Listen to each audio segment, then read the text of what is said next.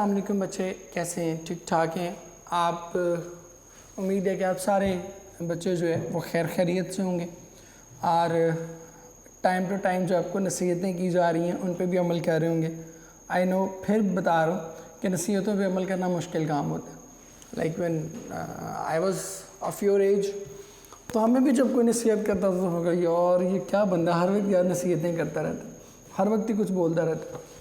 तो ऑब्वियसली वो थोड़ा सा एक फ़ील होता था कि हर वक्त नहीं होना चाहिए।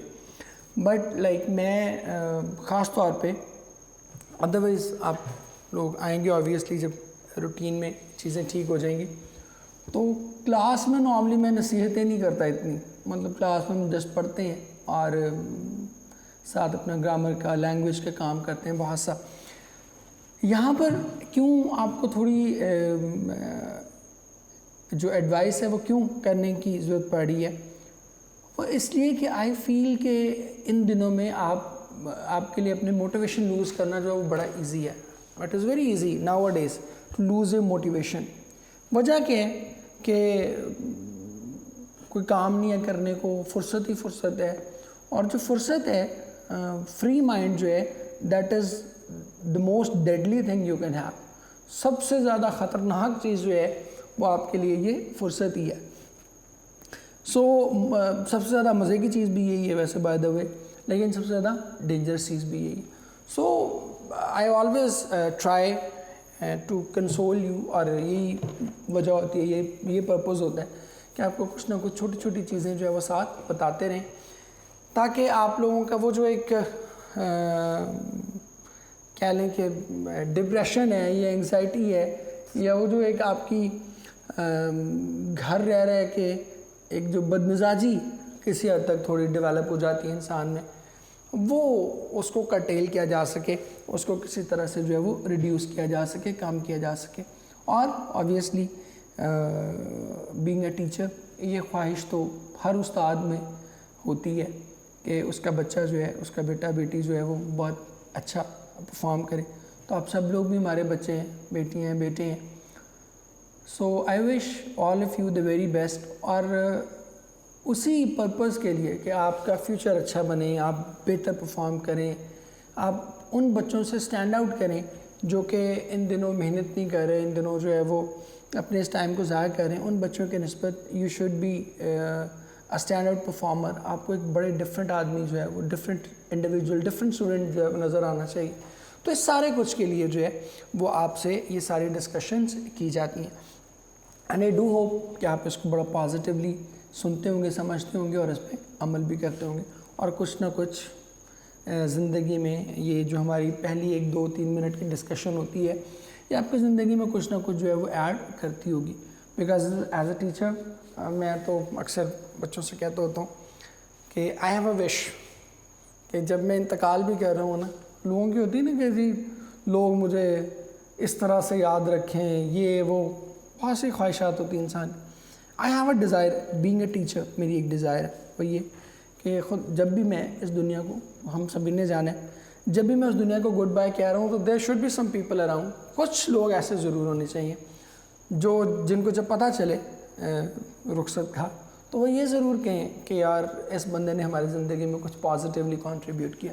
That is my desire, that is my wish. और इसी को पूरा करने के लिए आप बच्चों से डेली जो है वो कुछ ना कुछ शेयरिंग जो है वो किसी न किसी पॉजिटिव बात पर होती रहती है। आज के लेक्चर की तरफ आते हैं। आज का लेक्चर हमारा बड़ा ही इम्पॉर्टेंट है। बहुत सारे बच्चों ने LMS पे और व्हाट्सएप पे और इस तरह से क्वेश्चन किए हुए थे कि सर एप्लीकेशन का पैटर्न बताएं, एप्लीकेशन का पैटर्न बताएं। और उन सबको यही पहले भी लेक्चर में आपको जवाब दिया था, फिर LMS पे भी दे दिया कि जब हम एप्लीकेशंस करेंगे तो एप्लीकेशन का पैटर्न भी ऑब्वियसली उसके साथ डिस्कस करेंगे। आज हम वही करने जा रहे हैं, एप्लीकेशन का पैटर्न डिस्कस करने जा रहे हैं जी। एक चीज़ और जो बड़ा ज़रूरी है क्लैरिफाई करना, और जो बहुत ही आप बच्चों का क्वेश्चन है, वो ये कि जी सर एप्लीकेशन करनी चाहिए या लेटर करना चाहिए, एप्लीकेशन करनी चाहिए या लेटर करना चाहिए। There is no difference at all in the grading scheme. आपकी जो मार्किंग स्कीम है, ग्रेडिंग स्कीम है, उसमें कोई ऐसी इंस्ट्रक्शंस नहीं है कि जी लेटर करेगा तो कम नंबर देने हैं और एप्लीकेशन करेगा तो ज़्यादा नंबर देने हैं, या वाइस वर्सा, एप्लीकेशन करेगा तो कम नंबर देने हैं, लेटर करेगा तो ज़्यादा नंबर देने हैं। नहीं, ऐसा कुछ नहीं है। सिर्फ एक चीज़ है कि ठीक किए हुए को ज़्यादा नंबर मिलेंगे और गलत किए हुए को कम नंबर मिलेंगे। सो आपने वो चीज़ करनी है जो आपको अच्छे से आती है, जो आपको बेहतरीन अंदाज में आती है। That should be the focus. अगर आपने मतलब लेटर और एप्लीकेशन मतलब चॉइस चुके हैं आपको, आप पेपर देने जाते हैं और लेटर ऐसा, आपने सारे लेटर्स तैयार किए हैं, लेकिन वहाँ जाते हैं तो कोई लेटर ऐसा आ जाता है जो आपने प्रिपेयर नहीं किया हुआ या जो आपको बहुत अच्छे से नहीं आता, लेकिन एप्लीकेशन ऐसी आ जाती है जो आपने बहुत अच्छे से की हुई है, तो फिर आप क्या करेंगे? फिर आप लेटर नहीं करेंगे, फिर आप क्या करेंगे? एप्लीकेशन करेंगे। इन द सेम वे आप यहाँ से सिर्फ एप्लीकेशन तैयार करके गए, वहाँ एप्लीकेशन कोई ऐसी आ जाती है जो आपने अच्छे से तैयार नहीं की हुई, और लेटर ऐसा आ जाता है जो बड़ा अच्छे से तैयार है, तो आप एप्लीकेशन ड्रॉप करेंगे और क्या कर लेंगे? लेटर कर लेंगे। Because there is no difference at all in grading. Grading में कोई भी किसी भी तरह का उन्होंने फ़र्क नहीं रखा हुआ। सो इस थॉट को अपने जहन से निकाल दें कि जी पता नहीं एप्लीकेशन करूँगा तो ज़्यादा नंबर मिलेंगे या लेटर करूँगा तो ज़्यादा नंबर मिलेंगे। सो आज हम एप्लीकेशन का पैटर्न बेटे डिस्कस करने जा रहे हैं।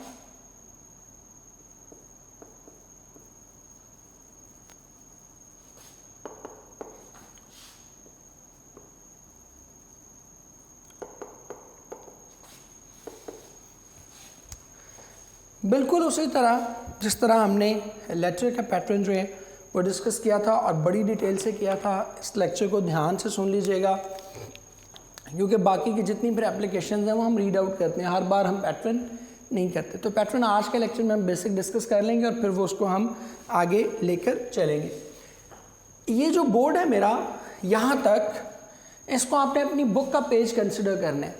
ये आपकी मार्जिन लाइन इधर है और ये आपकी मार्जिन लाइन इधर है, ये आपका राइट एंड है और ये क्या है? Left end of the page है।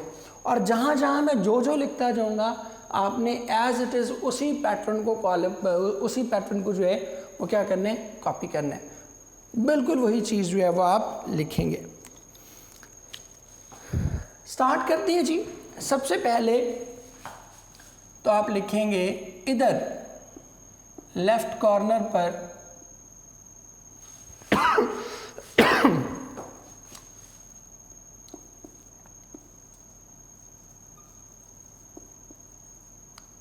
The principal. एक चीज़ साथ साथ आपको ना जो इम्पॉर्टेंट चीज़ें हैं वो रेड हाईलाइट भी करता जाऊंगा। प्रिंसिपल का पी कैपिटल, दा का, और ये PAL वाला प्रिंसिपल है, खुदा का नाम मानिएगा, PLE वाला प्रिंसिपल मत लिखिएगा। PLE वाला प्रिंसिपल जो है वो उसूल को कहते हैं। तो ये PAL वाला मैंने इसीलिए जो है वो हाईलाइट भी कर दिया है, बल्कि हाईलाइट एंड पे करूँगा, ऐसा ना हो कि आप इसके नीचे डैश भी लगाना शुरू कर दें। सो एंड पे इनको हाईलाइट करते हैं, ठीक है। टू द प्रिंसिपल लिखने की ज़रूरत नहीं है, पहली चीज़ तो ये समझ लें। वजह उसकी क्या है? टू क्यों नहीं यूज़ करते? टू का मतलब क्या होता है कि उसको लिखी जा रही है। भाई एप्लीकेशन आप किसको लिख रहे हैं? किसी कोई रिक्वेस्ट कर रहे हैं ना, तो टू तो अंडरस्टूड है उसमें, लिहाजा टू लिखने की ज़रूरत नहीं है। ये बड़ी पुरानी हमाकत हमारे यहाँ चली आ रही है, टू द प्रिंसिपल। भाई प्रिंसिपल आप कर रहे हैं तो it means automatically you are addressing to principal, उन्हीं को मुखातिब आप कह रहे हैं। इसके बाद प्रिंसिपल के बाद आप यूज़ करेंगे जी कॉमा। इसके बाद आप यूज़ करेंगे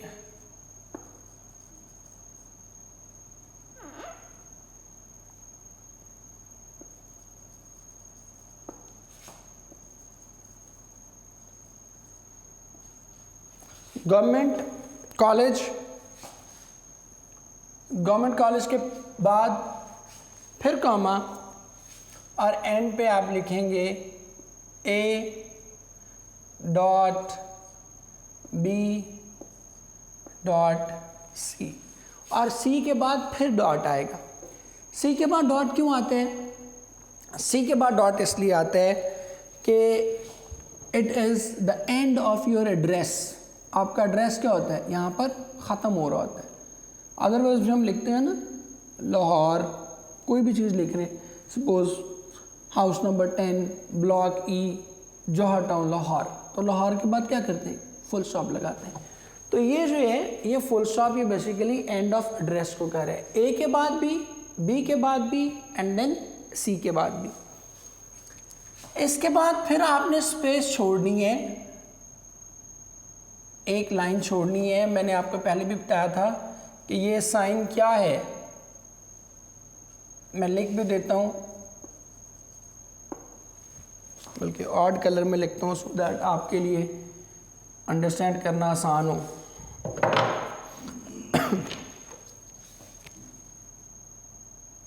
ये चलिए साइन कर देते हैं, फिर आप लिखने ना इधर बैठ जाइएगा कि इधर स्पेस भी लिखना है। ABC के बाद क्या करेंगे, स्पेस छोड़ेंगे। उसके बाद आपने नीचे लिखना है, बिल्कुल इसके नीचे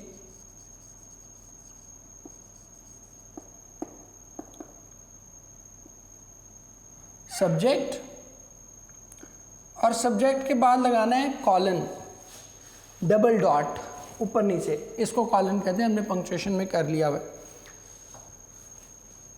और थोड़ी सी स्पेस देने के बाद, ये इतनी सी स्पेस देने के बाद यहाँ पर आप लिखेंगे जो भी आपका सब्जेक्ट है। सब्जेक्ट कहते हैं टॉपिक, कि आप किस बिना पर, किस मकसद के लिए एप्लीकेशन लिख रहे हैं। मसलन कौन कौन से हो सकते हैं, रिक्वेस्ट फॉर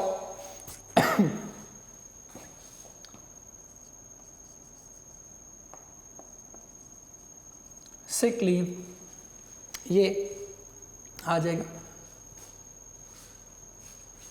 इसके बाद फिर आप एक स्पेस छोड़ेंगे और यहाँ लिखेंगे डियर, बल्कि ठहरें, फिर दोबारा डिफरेंट लिख देता हूँ सो दैट कि आप लोगों को एक एक चीज़ क्लियर हो जाए।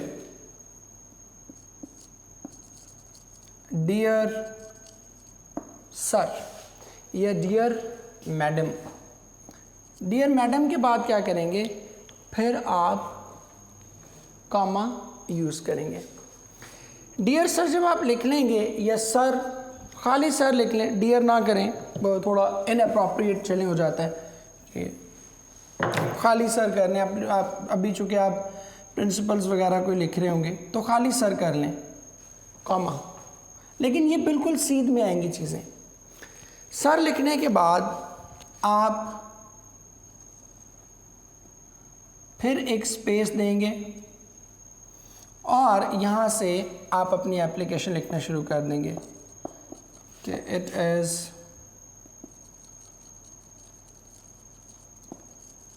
humbly stated, जो भी आपने एप्लीकेशन लिखनी है वो एप्लीकेशन लिखते जाएंगे।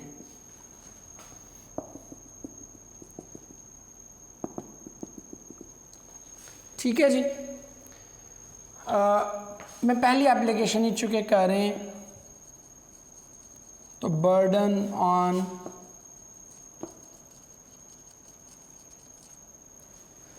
अब ये जुमला जहाँ भी ख़त्म हो जाए ना, बल्कि इसको मैं थोड़ा पीछे ख़त्म कर देता हूँ ताकि आप लोगों को अंदाज़ा हो कि मिड में भी ख़त्म हो तो हमने अगली लाइन पे आ जाना। अब बर्डन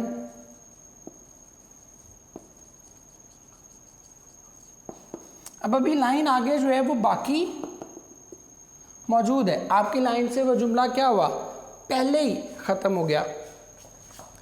फिर आप स्पेस देंगे और नीचे लिखेंगे I shall be very thankful to you for this favour. इस तरह की कोई लाइन जो है वो लिख देंगे। नीचे फिर आप एक स्पेस देंगे,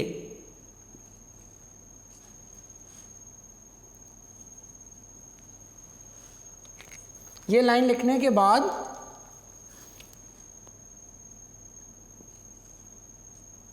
इधर भी स्पेस छोड़ेंगे और क्या करेंगे, इधर भी स्पेस छोड़ेंगे, यहाँ भी स्पेस छोड़ दी और इधर भी स्पेस छोड़ दी।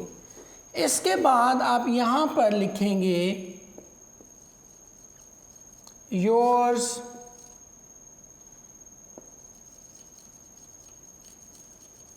ओबीडियंटली। योर्स ओबीडियंटली के बाद क्या आएगा, योर्स ओबीडियंटली के बाद कॉमा आएगा और एंड पे लिखेंगे x y और z।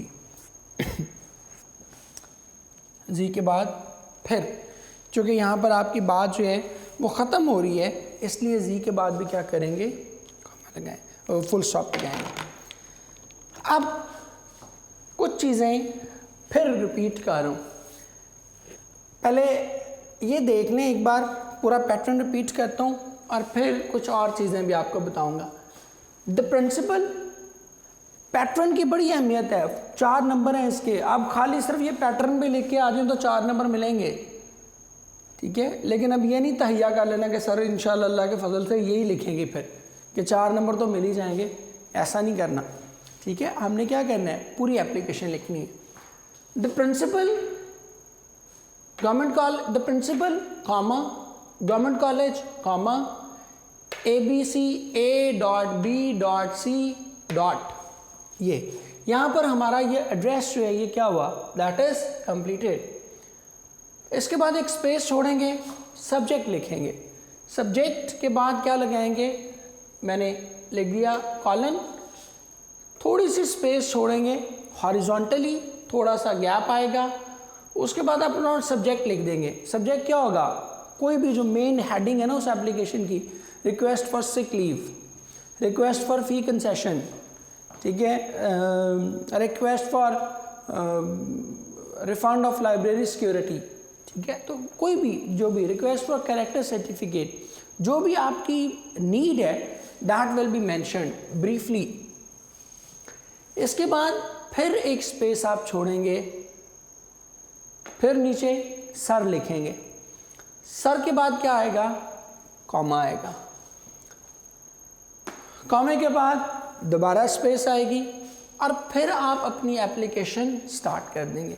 अच्छा एक चीज़ और, application can consist of more than 1 paragraph, वो भी बताऊंगा कि ये कैसे लिखनी है, मैं उधर इसको भी डिस्कस करते हैं। एक से ज़्यादा पैराग्राफ पर भी मुश्तमिल हो सकती है। जब भी जहाँ भी एप्लीकेशन ये ख़त्म होगी सपोज, उससे एक लाइन आप छोड़ेंगे, फिर ये स्पेस आएगी, फिर ये एक स्टीरियोटाइप लाइन है, ट्रेडिशनल लाइन है, I shall be very thankful to you for this favour, इस टाइप की एक लाइन लिखेंगे, फिर स्पेस छोड़ेंगे, फिर लिखेंगे योर्स ओबीडियंटली x.y.z. ये लिखेंगे। अब ज़रा मुझे इसमें कुछ इम्पॉर्टेंट चीज़ें आपको बता लेने दें कैपिटलाइजेशन के हवाले से, कि कैपिटल लेटर जो है वो कहाँ कहाँ यूज़ करने हैं और किन किन चीज़ों के बारे में आपने बहुत ही ज़्यादा मुहतात रहना है। उनको मैं रेड से हाईलाइट कर रहा हूँ। पहले ये पैटर्न देख लें, पहले इसीलिए हाईलाइट नहीं किया था कि आप वो नीचे लाइंस भी ना लगाना शुरू कर दें कहीं। ये पैटर्न है, अब जो इम्पॉर्टेंट चीज़ें हैं उनको मैं रेड हाईलाइट कर रहा हूँ या ऑड कलर में नीचे उनके हाईलाइट कर दूँगा। देखें, दा का कैपिटल टी कैपिटल आएगा और प्रिंसिपल का पी कैपिटल आएगा। इसके बाद ये PAL वाला प्रिंसिपल होगा, PLE वाला प्रिंसिपल नहीं होगा। इसके बाद गवर्नमेंट कॉलेज में से इसका G और इसका C, ये दोनों भी क्या होंगे, ये भी कैपिटल होंगे। इसके बाद ABC, ये तीनों भी क्या होंगे, ये भी तीनों कैपिटल होंगे। इसके बाद सब्जेक्ट का S कैपिटल होगा और जो सब्जेक्ट जो भी आपने लिखने हैं उसमें सिवाय प्रेपोजिशंस वगैरह के, प्रेपोजिशंस या आर्टिकल्स के जितने भी मेन वर्ड्स होंगे, प्रेपोजिशन और आर्टिकल निकाल के उन सब का फर्स्ट लेटर क्या आएगा, कैपिटल आएगा। अब देखें, फॉर क्या था, प्रेपोजिशन थी, इसलिए हमने फॉर का एफ जो है वो कैपिटल नहीं लिखा, आर कैपिटल लिखा है, एस कैपिटल लिखा है और एल कैपिटल लिखा है। तो ये तीनों जो है कैपिटल आएंगे। इसके बाद सर का एस कैपिटल आएगा, ये मैंने लिख दिया। इसके बाद बाकी तो ये तो ऑब्वियसली जुमला स्टार्ट हो रहा है तो ये तो कैपिटल ही आएगा। इसके बाद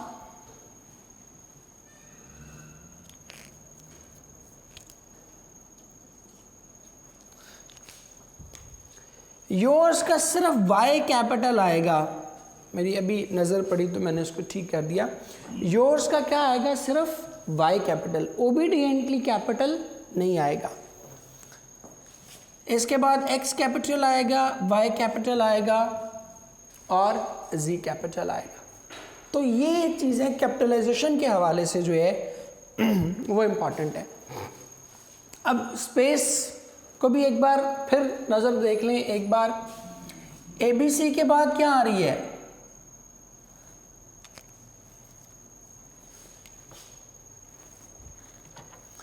एबीसी के बाद भी स्पेस है, इधर ही लिख देता हूं मैं। सब्जेक्ट के बाद भी स्पेस है, सर के बाद भी स्पेस है और यहाँ भी क्या है, ख़त्म हो जाने के बाद भी क्या है, स्पेस है। इसको अब इसके साथ ना पढ़ लीजिएगा। और इसके बाद ये आई शैल बी वेरी थैंकफुल वाली लाइन के बाद भी क्या है, दैट इज स्पेस। अब एक और चीज़ इधर देख लें।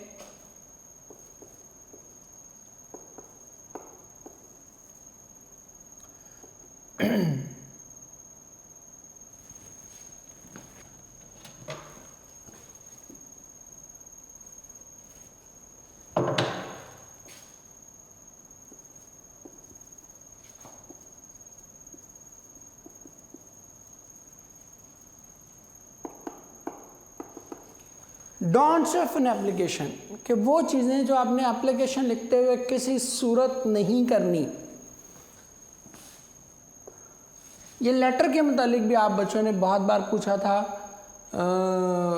रिपीटेडली, बहुत बार से मुराद है एक ही बच्चे ने बार बार नहीं, मुख्तलिफ तरह के मुख्तलिफ बच्चों ने जो है वो ये क्वेश्चन जो है वो पूछा था और उस वक्त भी बताया था आपको क्वेश्चन आंसर सेशन में। पहली चीज़ जो करनी है,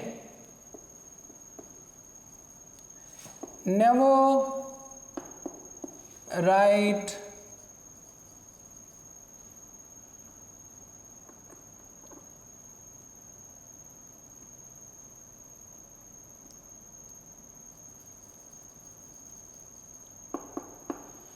write a quotation in an application। Application में कोटेशन कतई नहीं लिखनी। वजह उसकी क्या है, वजह उसकी बहुत ही सिंपल है। वजह उसकी सिंपल ये है कि एप्लीकेशन जो है वो एक फॉर्मल कम्युनिकेशन है, एक ऑफिशियल कम्युनिकेशन है। आप कोई ऐसे नहीं लिख रहे, आप किसी को कन्विंस नहीं कर रहे, आप कोई पॉइंट अपना प्रूव नहीं कर रहे, कोई आइडियोलॉजी अपनी प्रूव नहीं कर रहे, ऐसा कुछ नहीं कर रहे। आप क्या कह रहे हैं, आप कह रहे हैं कि एक कोई फॉर्मल आपको कोई इन्फॉर्मेशन चाहिए, कोई फेवर चाहिए और उसके लिए फॉर्मली आप किसी शख्स से रिक्वेस्ट करें, तो उस रिक्वेस्ट करने के लिए कोटेशन लिखने की ज़रूरत बिल्कुल भी नहीं है।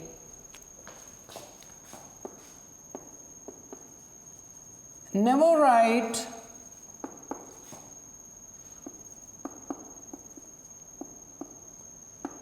ABC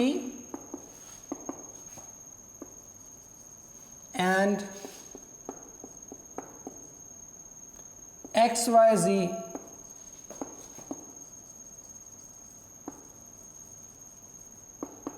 in small letters। इनको कभी भी आपने स्मॉल लेटर में नहीं लिखना। अगली बात,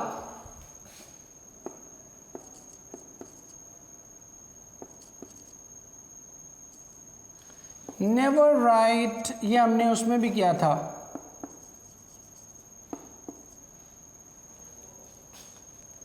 मैं इसको ऑड ही कलर में लिख देता हूँ ताकि आप बच्चों को ये ज़रा स्ट्राइकिंग लगे।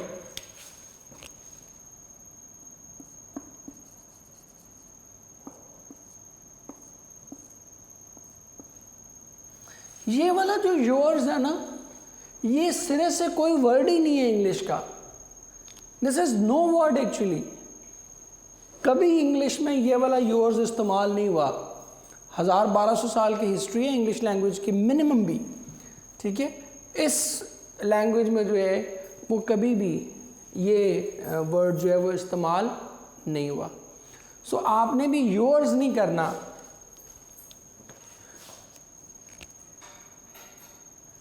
ये वाला जो योर्स है ये क्या होगा, ये वाला, that is the correct one. Without apostrophe जो योर है वो आपने इस्तेमाल करना है। वो वाला योर्स जो है एपॉस्ट्रॉफी वाला वो आपने कभी भी इस्तेमाल नहीं करना। एक और चीज, नेवर मिस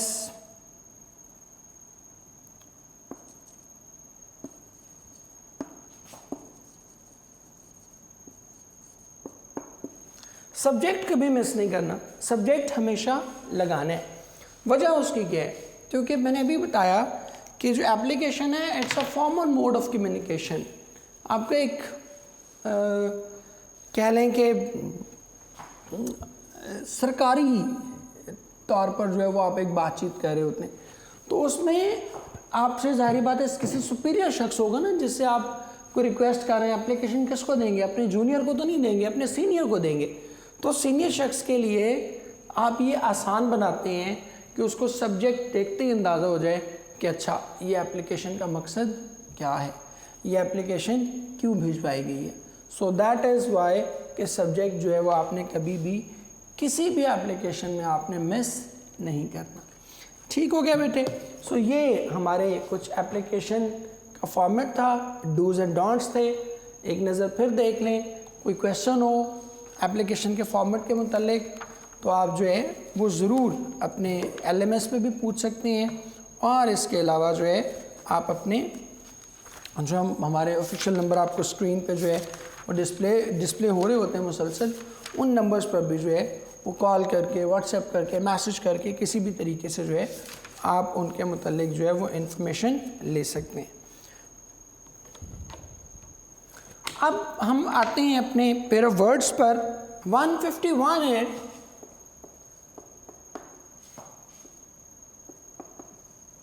हियर और लिसन।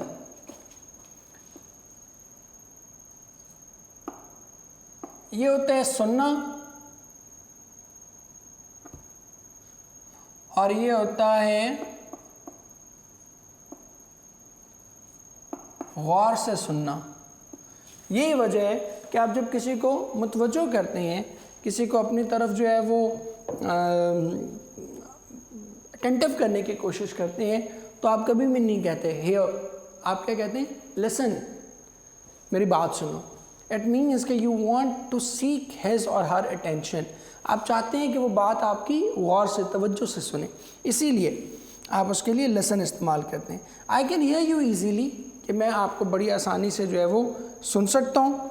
और दूसरा क्या है, listen, please listen to me, कि मेरी बात जो है वो गौर से सुनो। इसके बाद 152 पर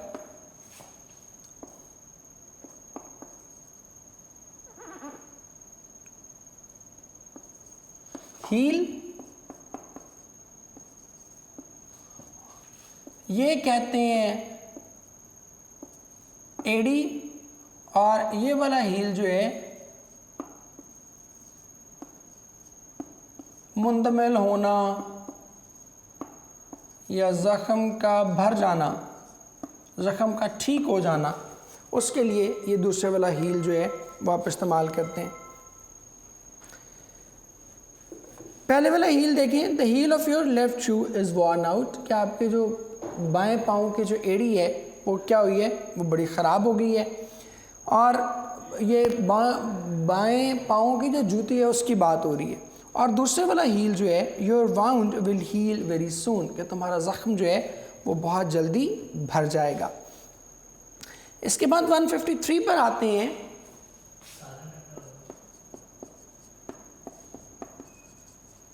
हायर और हेयर, ये हम कहते हैं वारिस, और ये वाला जो हेयर है ये हम कहते हैं बाल। She is the only heir to her father's property, कि वो अपनी जो बाप है उसकी ज़िंदगी की, उसकी प्रॉपर्टी की वाहिद वारिस है। और दूसरा हेयर जो है, she has long beautiful hair, कि उसके बाल जो हैं बड़े लंबे और ख़ूबसूरत हैं। नेक्स्ट सेकंड लास्ट हमारा 154, हायर, इसको हम कहते हैं निस्बतन बुलंद। और ये वाला हायर जो है इसको हम कहते हैं किराए पर लेना। एग्जाम्पल्स देख लें। She is not interested in higher education, कि वो इससे आगे, इससे बेहतर एजुकेशन पर जो है वो अब आमादा नहीं है। और he is hiring a car for this week, कि वो इस हफ्ते के लिए क्या कर रहे हैं, एक गाड़ी किराए पर ले रहा है। 155 पर अगर आप देखते हैं तो आता है हेयर, इसका मतलब होता है यहाँ। और ये वाला हेयर जो है इसका मतलब होता है, इसका मतलब होता है खरगोश। आप देखते हैं she came here to see a mother, कि वो यहाँ आई अपनी माँ को देखने के लिए। और दूसरे वाला हेयर जो है, the tortoise challenge the hare to run a race, कि टॉर्टोइज ने जो है उसको चैलेंज किया कि वो क्या करे, उसके साथ एक रेस लगा ले। ठीक हो गया बेटे। इसके साथ ही हमारा आज का ये जो लेक्चर है that winds up. Application important है, बहुत इम्पॉर्टेंट है। इसके जो पैटर्न है, फॉर्मेट है, इसको ज़रूर समझ लीजिएगा। फिर कह रहा हूँ, कोई क्वेश्चन हो, कोई आपका मतलब कोई कन्फ्यूजन हो, कोई चीज़ समझ ना आ रही हो, तो do ask me, do not hesitate. मैं हमेशा कहता हूँ कि वही बच्चे जो है वो कामयाब होते हैं जो ज़्यादा क्वेश्चंस करते हैं, जो ज़्यादा सवाल पूछते हैं। और मैं ज़ाती तौर पे उन बच्चों से बहुत ही खुश होता हूँ, उन बच्चों को बहुत ही अप्रिशिएट करता हूँ जो मैक्सिमम क्वेश्चनिंग करते हैं, because that is the only source of learning. So कोई मसला हो, कोई परेशानी हो, बिल्कुल हेजिटेट नहीं करना कि सर ने 30 मिनट लगा के एप्लीकेशन करवाई है और अब फिर मैं सर से पूछना शुरू कर दूँ। No need to do it. जिस भी सोर्स से पूछना चाहें अपने क्वेश्चंस जो है वो ज़रूर पुटअप किया करें।